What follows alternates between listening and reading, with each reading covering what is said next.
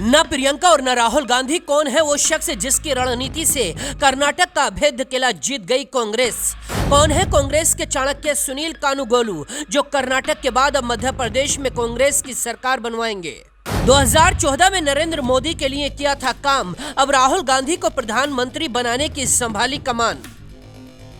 135 सीटों पर विजय का परचम लहराने वाली कांग्रेस कर्नाटक में 3 दशक में सबसे बड़ी जीत हासिल करने वाली पार्टी बन गई है। कांग्रेस के सामने सत्ताधारी बीजेपी सिर्फ 65 सीटों पर सिमट गई। कांग्रेस की इस कामयाबी के लिए राहुल गांधी, प्रियंका के साथ खड़गे की बड़ी भूमिका रही, लेकिन इन सबसे दूर पर्दे के पीछे एक वो शख्स भी मौजूद था जिसकी रणनीतियों ने इस बाजी को पलटने में सबसे अहम रोल निभाया है, जिन्होंने 2014 में प्रशांत किशोर के साथ मिलकर बीजेपी को जिताया था। 2017 में योगी आदित्यनाथ के प्रचार की कमान भी इन्हीं के हाथों में थी। अब वही शख्स कांग्रेस के लिए संकट मोचन बन गया है। पहले आपको दिखाते हैं कांग्रेस के नए चाणक्य सुनील कानुगोलू कौन हैं, फिर बताएंगे 2024 के लोकसभा चुनाव में ये कांग्रेस के लिए कैसे संजीवनी बनने वाले हैं।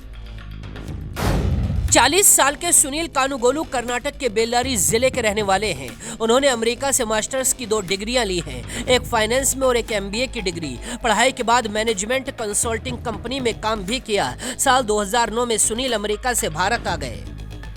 सुनील वो इंसान है जो मीडिया के कैमरों से बिल्कुल दूर रहते हैं। कई चुनाव में राजनीतिक दलों को जीत दिलाने के बावजूद कभी मीडिया के सामने नहीं आते। इस बार कांग्रेस ने कर्नाटक में उन्हीं को कमान सौंपी थी।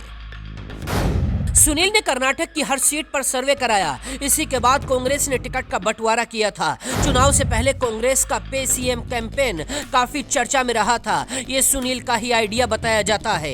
इसी तरह नंदिनी और अमूल के बीच हुए विवाद को कन्नड़ अस्मिता से जोड़ना इन्हीं की रणनीति का हिस्सा है। राहुल गांधी की भारत जोड़ो यात्रा में भी सुनील की रणनीति को अपनाया गया था। कर्नाटक में उसी का फायदा मिला।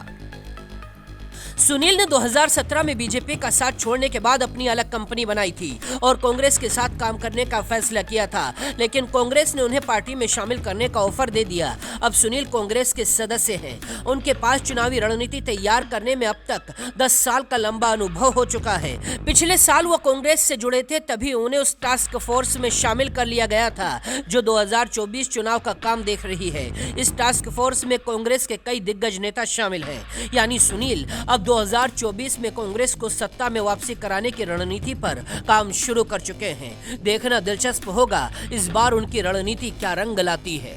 बाकी खबरों के लिए देखते रहिए जनसत्ता.com।